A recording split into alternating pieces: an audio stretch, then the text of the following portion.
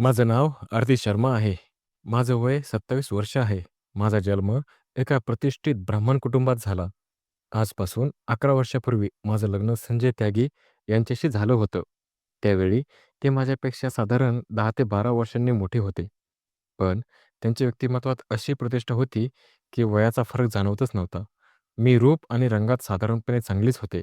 तर संजय माझ्यापेक्षा जास्त आकर्षक आणि शक्तिशाली पुरुष होते. त्यांचं वय हे माझ्यापेक्षा जास्त वाटत होतं, पण त्यांची प्रभावी शैली त्यांना खूप शोभून दिसायची. संजय एक सरकारी अधिकारी आहेत आणि त्यांची पोस्टिंग नेहमी दिल्लीतच राहायची. आपल्या घरी 3 लहान देवदूत आहेत, जे आमच्या जीवनाचे केंद्र आहेत. लग्नाच्या 2 वर्षानंतर जेव्हा मी पहिल्यांदा आई झाले, तेव्हा संपूर्ण कुटुंबामध्ये एक आनंदाचे वातावरण होते. पण या आनंदाची किंमत मला माझ्या वैवाहिक जीवनातील एकाकीपणाने चुकवावीच लागली.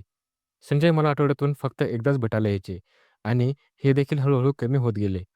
3 महिने असेच गेले आणि मग ते माझ्याजवळ येण्यासही कचरू लागले होते. अखेरीस 9 महिन्यानंतर मी एका सुंदर मुलाला जन्म दिला. बाळ जन्माला आल्यावर 1.5 महिन्यानंतर संजय पुन्हा माझ्यासोबत राहू लागले. पण त्यांच्याकडून असलेला तो उत्साह आणि आपलेपणा नाहीसा झाला होता. या कमतरतेची मला खूप जाणीव होती. पण मी ओठ शिवून ठेवत होते. म्हणजे मी शांत राहत होते. वेळेचे चक्र चालू राहिले आणि आमच्या घरी आणखी 2 मुलांचे आगमन झाले. मुले जशी-जशी मोठी होत गेली, तशी-तशी आमच्यातील दरी वाढत गेली आणि मला घरात घुसमट आणि अस्वस्थता जाणवू लागली होती. आमच्या लग्नाला 9 वर्ष झाली होती. पण ते मला एकट्याला सोडून त्यांच्या वेगळ्या जगातच हरवले होते. या एकाकीपणामुळे आणि त्यांच्या बेरुखीमुळे मी मानसिक तणावात आले. मी आतल्या आत कुढत होते. एका संध्याकाळी संजय घरी आले, तेव्हा ते खूप काळजीत होते. मी त्यांना विचारले, तेव्हा त्यांनी सांगितले की त्यांची बदली मुंबईला झाली आहे. हे ऐकून माझी चिंता आता अधिकच वाढली. कारण आधी तर ते महिन्यातून एकदा तरी माझ्यासोबत असायचे आणि त्यांची सोबतच मला दिलासा देत होती. आता जेव्हा ते मुंबईला जातील, तेव्हा माझा एकाकीपणा आणखी वाढेल. एका आठवड्यानंतर ते आम्हा सर्वांना सोडून मुंबईला निघून गेले. पण पुढच्याच महिन्यात ते पुन्हा दिल्लीला आले आणि मला व मुलांसह मुंबईला घेऊन गेले. इथे त्यांनी एक चांगला फ्लॅट भाड्याने घेतला होता आणि मुलांना एक उत्कृष्ट सरकारी शाळेत दाखल केले. एक दिवस संजय म्हणाले, "आरती, आज तयार राहा. आपल्याला संध्याकाळी माझ्या एका सहकाऱ्याच्या लग्नाला जायचे आहे." ही माझ्यासाठी आश्चर्याची गोष्ट होती. कारण याआधी मी कुटुंबातील सदस्यांव्यतिरिक्त कोणत्याही अनौपचारिक समारंभात गेलेच नव्हते. मी शांतपणे त्यांची गोष्ट मान्य केली आणि तयार झाले. आम्ही मुलांना घरीच सोडून ऑटो रिक्षाने वरळीतील एका सुंदर हॉटेलमध्ये पोहोचलो. हॉलमध्ये स्त्री आणि पुरुष एकत्र बसले होते. संजय दारावर हॉलच्या यांनी माझ्या मित्रांशी आणि त्यांच्या कुटुंबाशी माझी ओळख करून दिली आणि आम्ही एका वेगळ्या टेबलावर बसलो. जेवण करत असताना एक व्यक्ती अचानक परवानगीशिवाय आमच्या टेबलावर येऊन बसली. त्यांची ही असभ्यता मला अजिबात आवडलीच नाही. पण ती व्यक्ती येताच संजय यांच्याशी खूप मैत्रीपूर्ण अंदाजात बोलू लागली. मी जेवण सोडले आणि चेहऱ्याला साडीच्या पदराने झाकले. बोलता-बोलता संजय यांनी माझ्याकडे पाहून म्हटले, "आरती, हे माझे बॉस शेखर देसाई आहेत." शेखर लगेच म्हणाले, "मी यांचा बॉस नाही. संजयजी, हे तर लहान गोष्टींचा डोंगर करतात." ती व्यक्ती अजूनही माझ्याकडे निहाळून बघत होती. मी अजूनही खाली नजर करून शांत बसले होते. यानंतर ती व्यक्ती संजय यांच्याशी बोलत राहिली आणि 10 ते 15 मिनिटांनी उठून निघून गेली. अखेरीस समारंभ संपला आणि आम्ही यजमानांचा निरोप घेऊन बाहेर पडलो आणि रस्त्यावर रिक्षाची वाट पाहू लागलो. थोड्याच वेळात एक कार आमच्याजवळ थांबली. त्यात शेखरच बसले होते. त्यांनी विचारले, "संजयजी, कुठे जायचे आहे तुम्हाला?" संजय म्हणाले, "सर, आम्हाला चेंबूरकडे जायचे आहे." त्या व्यक्तीने कारचा दरवाजा उघडत म्हटले, "या, मी तुम्हाला तुमच्या घरी सोडून देतो." संजय यांनी आधी नकार दिला आणि म्हटले, "नको सर, तुम्ही कशाला त्रास घेता? आम्ही रिक्षाने जाऊ." पण त्या व्यक्तीने म्हटले, "कसला त्रास? मी पण त्याच दिशेने जात आहे." संजय यांनी गाडीचा मागचा दरवाजा उघडला आणि मला बसायला सांगितले. मी संकोचाने गाडीत बसले आणि संजय पुढच्या सीटवर जाऊन बसले. रस्त्यात संजय आणि शेखर दोघेही बोलण्यात व्यस्त होते. तर मी त्यांच्या बोलण्याकडे दुर्लक्ष करत बाहेरचे दृश्यच पाहत होते. चेंबूरला पोहोचल्यावर त्या व्यक्तीने आम्हाला उतरवले आणि जाताना संजय यांना म्हणाले, "संजयजी, कधी वहिनींना घेऊन आमच्या घरी पण या." संजय म्हणाले, "ठीक आहे, पण तुम्ही इथे आलाच आहात, याच गल्लीत आमचं घर पण आहे. चहा पिऊन जा." पण त्यांनी संजय यांचे बोलणे न ऐकता तिथून सरळ निघून गेले. घरी येऊन मी संजय यांना म्हटले, "मला ना या समारंभात घेऊन जायची गरज काय होती?" आणि मग एका अनोळखी व्यक्तीसोबत गाडीत बसवले. संजय म्हणाले, "ते अनोळखी नव्हते, ते माझे बॉस होते." या समारंभात सगळेजण कुटुंबासोबत आले होते आणि माझ्या मित्राने मलाही कुटुंबासह यायला सांगितले होते. मी एकटा गेलो असतो तर सगळे माझ्यावर नाराज झाले असते. काही दिवस गेले. एका रात्री संजय घरी उशिरा आले. तेव्हा त्यांच्यासोबत शेखर पण हा व्यक्ती पण होता. संजय त्यांच्यासोबत दिवाणखान्यात बसले आणि मला चहा आणायला सांगितला. मी चहा तयार केला आणि दिवाणखान्याच्या आतल्या दारातून संजय यांचा आवाज ऐकू आला. पण त्यांनी मला आत घेऊन ये असे सांगितले. हे ऐकून मला खूपच आश्चर्य वाटले. कारण मी कधीही कोणत्याही पाहुण्याच्या उपस्थितीत दिवाणखान्यात गेलेच नव्हते. असो, मी त्यांच्या आदेशानुसार आपला दुपट्टा सावरत चहा आत घेऊन गेले. मला जाणवले की शेखर माझ्याकडे सतत न्याहाळून बघत होते. मी चहा ठेवून लगेच परत आले. दोघेही बराच वेळ बसून गप्पा मारत राहिले. 10 ते 15 मिनिटांनी संजय पाहुण्यांना निरोप देऊन खोलीत आले. मी त्यांना चिडून विचारले, "तुम्ही मला आत का बोलावले होते?" ते म्हणाले, "ही मुंबई आहे आणि जर आपल्याला इथे राहायचे असेल, तर सगळ्यांसारखंच राहावं लागतं. नाहीतर सगळे आमच्याशी बोलणं भेटणं सोडून देतील. आणि हो, शेखर साहेबांनी मला त्यांच्या घरी जेवणाचे पण आमंत्रण दिले आहे. सांग कोणत्या दिवशी जायचे?" मी म्हटले, की मला कोणी शेखरच्या घरी जायचे नाही. पण संजय यांनी स्वतःच सांगितले, की पुढच्या रविवारी जाऊ आणि तू सुद्धा माझ्यासोबत येशील. मी शांत राहिले. रविवारी सकाळी 10 वाजता संजय म्हणाले, की "लवकर तयार हो. आज आपल्याला दुपारचे जेवण शेखर साहेबांच्या घरीच करायचे आहे." मी तर अगोदर नकार दिला. तेव्हा ते म्हणाले, "मला काहीच ऐकायचे नाही. तू लवकर तयार हो." मी अनिच्छेने कपडे बदलून त्यांच्यासोबत निघाले. आम्ही रिक्षा घेऊन शेखर साहेबांच्या घरी गेलो. तिथे पोहोचलो तेव्हा एका नोकराने दरवाजा उघडला आणि आम्हाला एका खोलीत बसवले आणि सांगितले, की शेखर साहेब अजून घरी नाहीत. ते थोड्या वेळाने येतील. थोड्या वेळाने शेखर साहेबही घरी आले आणि आमच्याजवळ येऊन बसले. मी ही गोष्ट नोंदवत होते, की शेखर वारंवार माझ्याकडेच बघत होते आणि मला जवळून निहाळत होते. मी शांतपणे बसून राहिले. तेव्हा बोलता-बोलता शेखर म्हणाले, "वहिनी, मला वाटतंय, की तुम्ही ते सहज म्हणजे कम्फर्टेबल वाटत नाहीये." मी नकारार्थी मान हलवली. तेव्हा ते म्हणाले, "मग तुम्ही अजूनपर्यंत शांत का आहात? माझ्या घरात कोणतीही महिला नाहीये. त्यामुळेच मलाच तुम्हाला साथ द्यावी लागेल. तुम्ही याला आपलंच घर समजा. बरं, तुम्ही सांगा, मुंबईत येऊन कसं वाटलं तुम्हाला?" मी म्हणाले, "आधी खूप एकटं वाटलं होतं, पण आता बऱ्यापैकी सवय झाली आहे." यावेळी माझ्याऐवजी संजय यांनीच उत्तर दिले, "नाही सर, असं नाहीये. नाईलाज आहे. नाहीतर माझा जीव वर खाली चालला. एक तर मिनिटही मुंबईत राहणार नाही." आता पुन्हा शेखर माझ्याकडे वळून म्हणाले, "वहिनी, संजय तुम्हाला फिरायला वगैरे घेऊन गेले आहेत का?" मी म्हणाले, "नाही. मी स्वतः कधीही त्यांना सांगितले नाही आणि तशी माझी सवयच अशी आहे, की मी फार कमी घरातून बाहेर पडते." शेखर माझ्याकडे बघत होते आणि त्यांचे डोळे मला अजूनही माझ्या आत डोकावत असल्यासारखे जाणवत होते. ते म्हणाले, "पण वहिनी, ही मुंबई आहे. इथल्या वातावरणात मिसळण्यासाठी इथल्या हिशोबानेच राहावे लागेल." मी पुन्हा शांत राहिले. जेवणानंतर आम्ही पुन्हा त्याच खोलीत येऊन बसलो, जिथे संजय यांनी शेखर यांना म्हटले, की "कधीतरी आमच्या घरी जेवण करायला या." त्यांनी म्हटले, "ठीक आहे. कधीतरी कार्यक्रम बनवू." शेखर माझ्याकडे वारंवार बघत होते. बोलता-बोलता संध्याकाळचे 4 वाजले. आता संजय यांनी शेखर यांचा निरोप घेतला. तेव्हा शेखर आतून 2 पाकिटे घेऊन आले आणि मला दिली आणि म्हणाले, की "वहिनी, हे माझ्याकडून तुमच्यासाठी भेट आहे. आज पहिल्यांदाच तुम्ही माझ्या घरी आला आहात." आणि एक पाकीट संजय यांच्या हातात दिले. संजय यांनी पाकीट पकडत म्हटले, "सर, याची काय गरज होती?" तेव्हा शेखर म्हणाले, "नाही यार, तुम्ही पहिल्यांदाच माझ्या घरी आला आहात. मग माहीत नाही आयुष्य कुठे घेऊन जाईल." यानंतर शेखर आम्हाला घरी सोडायला आले आणि घराच्या दाराजवळ सोडून स्वतःही निघून गेले. घरी येऊन मी संजय यांना म्हटले, "मी यापुढे कधीही कोणाच्या घरी जाणार नाही. तुम्ही पाहिलं तुमचा बॉस माझ्याकडे कशाप्रकारे बघत होता ते."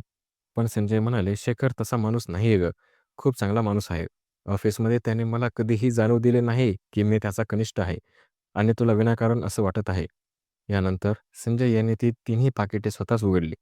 2 पाकिटामध्ये आमच्या दोघांसाठी नवीन कपडे होते. तर एका पाकिटामध्ये माझ्यासाठी दागिने होते. ते खूप महागडे वाटत होते. संजय यांनी कपड्यांची आणि दागिन्यांची स्तुती करायला सुरुवात केली आणि म्हटले, की "कधीतरी शेखर साहेबांना आपल्या घरी जेवणासाठी आमंत्रित करूया." मी म्हटले, "तुम्हाला जेव्हा करायचे असेल ना, तेव्हा करा. पण मी त्यांच्यासमोर काही येणार नाही." संजय यांनी उत्तर दिले, "ठीक आहे, नको येऊ. तुझी मर्जी. पुढच्या रविवारी कसं राहील?"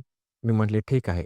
संजय शुक्रवारी मांसाहार आणि काही फळे वगैरे घरी घेऊन आले होते आणि मला म्हणाले, की "परवा शेखर साहेब येत आहेत आणि तू छानसे जेवण बनव." रविवारी सकाळीच मी भाजलेले मांस आणि रस्सा यासारखे पारंपरिक पदार्थ बनवायला सुरुवात केली. 12 वाजण्याच्या सुमारास शेखर हे आमच्या घरी आले होते. मी त्यांच्यासाठी पारंपरिक चहा तयार करून माझ्या मोठ्या मुलाच्या हातून दिवाणखान्यात पाठवला. चहा प्यायल्यानंतर जेवणही पाठवले. शेखर साहेब 3 वाजण्याच्या सुमारास घरी परत गेले. यानंतर संजय आतमध्ये आले आणि म्हणाले, "तू दिवाणखान्यात का आली नाहीस?" मी म्हटले, "मी तुम्हाला आधीच सांगितले होते, की मी कोणासमोरही येणार नाही." ते म्हणाले. शेखर साहेबांनी वारंवार विचारले, की "वहिनी का नाही आल्या?" आणि ते खूप नाराजही दिसत होते. मी शांत राहिले. यानंतर रोजच संजय घरी येऊन शेखर साहेबांची स्तुती करत राहिले आणि दिवस जात राहिले. जवळ-जवळ 1 महिन्यानंतर संजय यांनी मला सांगितले, की आज शेखर साहेबांच्या घरी काही पाहुणे येणार आहेत आणि त्यांनी सांगितले आहे, की त्यांना त्यांच्यासाठी पारंपरिक जेवण बनवायचे आहे. तर मी तुला पुढच्या आठवड्यात त्यांच्या घरी घेऊन जाईन. पण मी नकार दिला. तेव्हा ते म्हणाले, "मी जसं सांगतोय ना, तसंच करायचं. शेखर साहेबांसोबत माझं नातं भावासारखं झालं आहे आणि तू देखील त्यांना अनोळखी समजूच नको." असो. मी शनिवारी सकाळी संजय यांच्यासोबत शेखर यांच्या घरी गेले. शेखर घरीच उपस्थित होते.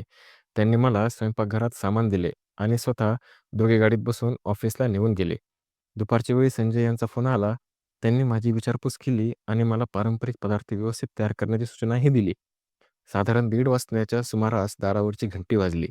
नोकराने दरवाजा उघडला आणि शेखर आतमध्ये आले.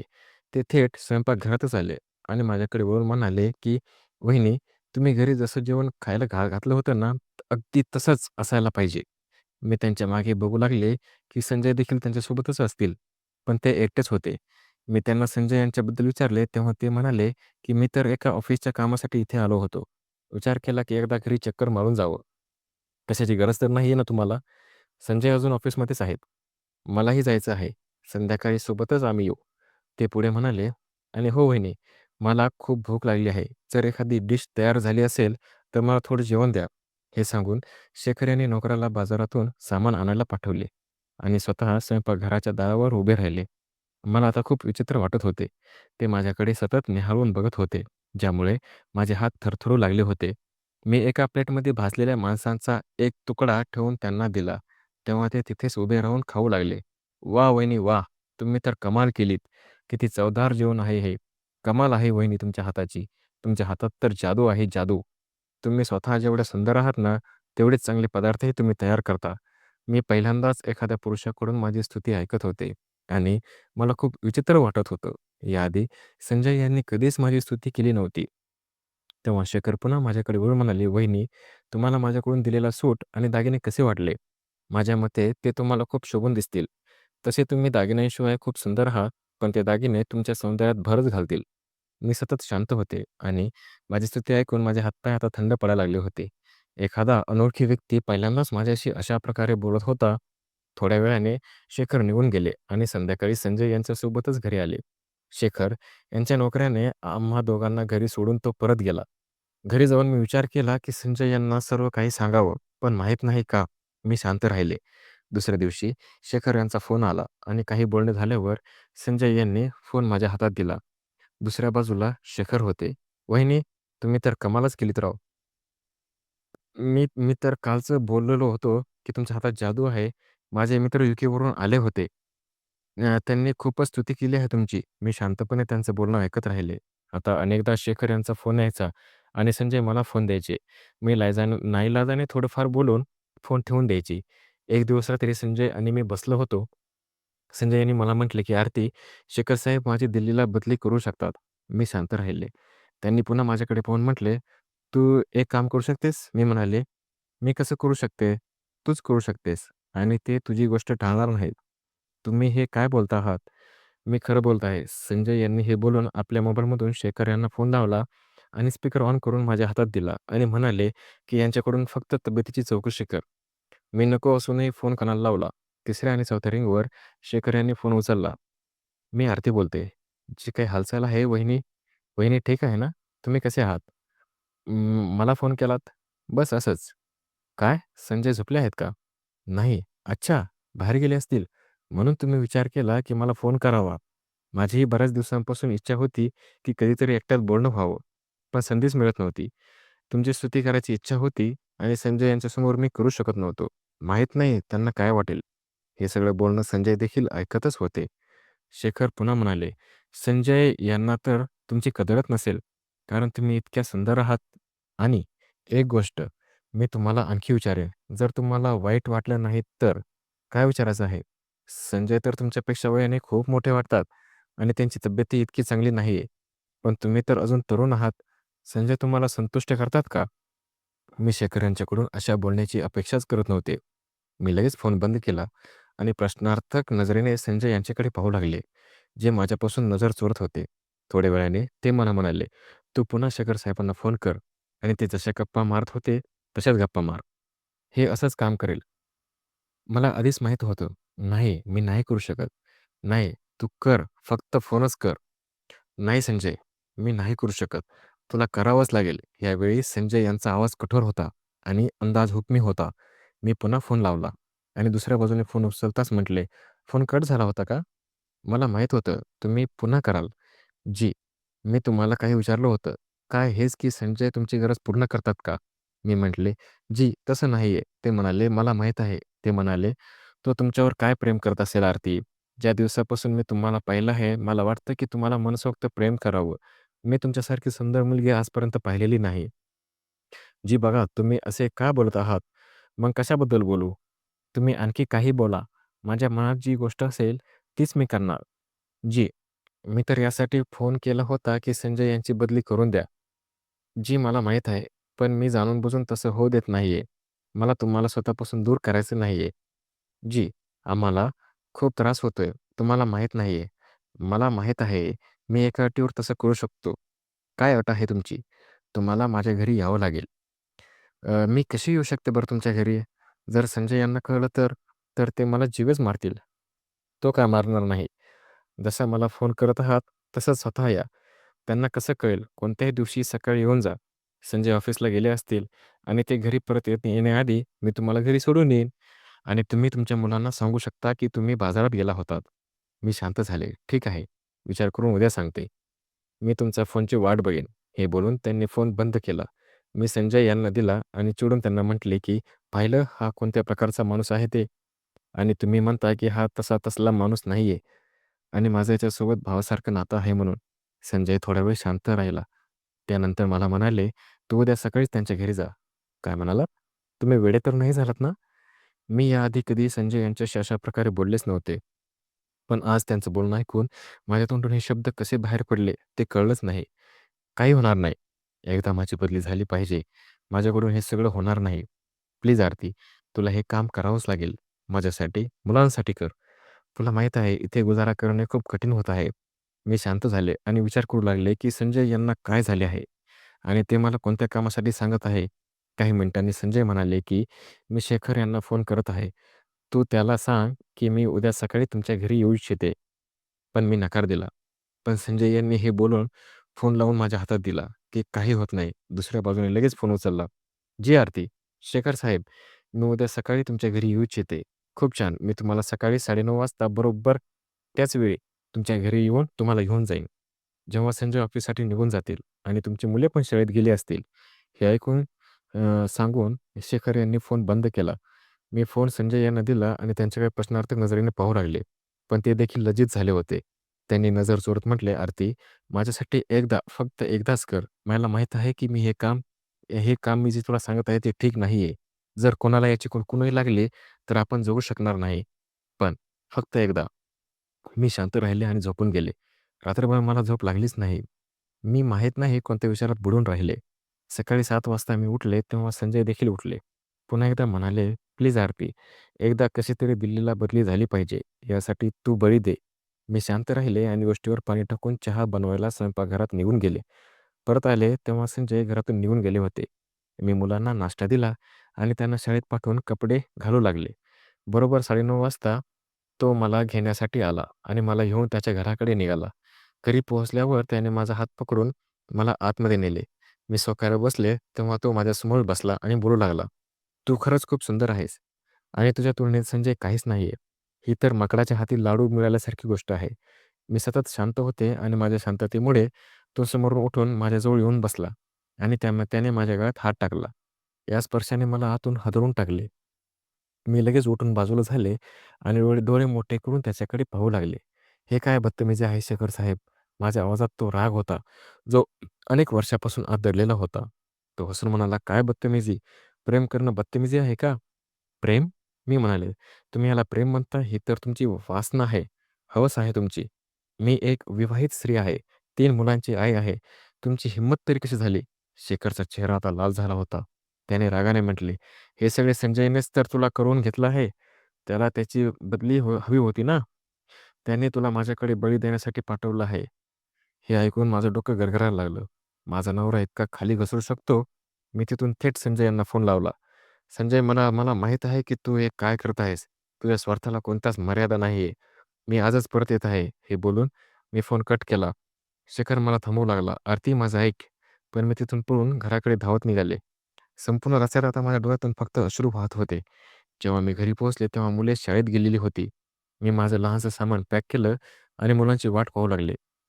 जेव्हा मुलं शाळेतून परत आली, तेव्हा मी त्यांचा हात धरला आणि स्टेशनकडे निघाले. मी मागे वळून पाहिलेच नाही. मी संजय यांच्यासोबतही राहिले नाही, कारण ते मला माझ्या मुलांचे वडील होते, पण माझे पती नव्हते. मी माझ्या मनात एक निर्णय घेतला होता, की मी आता एकटीच माझ्या मुलांचे पालनपोषण करेन आणि स्वतःच्या पायावर उभी राहून आयुष्य जगेल. मुंबईत राहताना मी शिलाई आणि भरतकामाचे काम शिकले होते. मी दिल्लीत माझ्या घराच्या जवळच एक छोटीशी दुकान उघडली आणि माझं काम सुरू केलं. सुरुवातीला खूप अडचणी आल्या, पण मी धीर सोडला नाही. आज मी एक स्वतंत्र आणि मजबूत स्त्री आहे. एक महिला म्हणून मी माझं आयुष्य जगत आहे. मी फक्त माझ्या मुलांनाच चांगले शिक्षण दिले नाही, तर मी अनेक इतर महिलांनाही माझ्या कामाशी जोडून त्यांना आत्मनिर्भर बनवले आहे. संजय यांनी माझ्याशी अनेकदा संपर्क साधण्याचा प्रयत्न केला, पण मी प्रत्येक वेळी त्यांना नकार दिला. मी त्यांना माफ केले, नाहीच केले. ना त्यांची बदतमीजी मी सहन केली, ना त्यांचा अपमान, ना त्यांचं प्रेम, ना त्यांनी दिलेला धोका. माझ्या आयुष्याचा प्रकाश आता माझ्या प्रियकरामध्ये नाही, तर माझ्या स्वतःच्या इराद्यामध्ये आणि माझ्या हिमतीमध्ये होता. मी आता फक्त आरती नव्हते, तर एक नवी स्वाभिमानी आणि आपल्या मुलांची आई होते, जी स्वतःच्या हिमतीवर जगत होती. तर फ्रेंड्स, मला आशा आहे की तुम्हाला आमची कथा आवडली असेलच. जर तुम्हाला कथा आवडली असेल, तर या व्हिडिओला नक्की लाईक करा. चॅनलवर तुम्ही नवीन असाल, तर प्लीज, प्लीज, प्लीज आपल्या चॅनलला सबस्क्राईब करा आणि कृपया नोटिफिकेशन बेल दाबायला अजिबात विसरू नका, जेणेकरून पुढील अपडेट सर्वप्रथम तुम्हालाच मिळतील. आपण संपूर्ण कथा ऐकली, वाचली त्याबद्दल आपले सर्वांचे मनापासून धन्यवाद. भेटूया लवकरच नवीन कथेसोबत. तोपर्यंत भेटू लवकरच.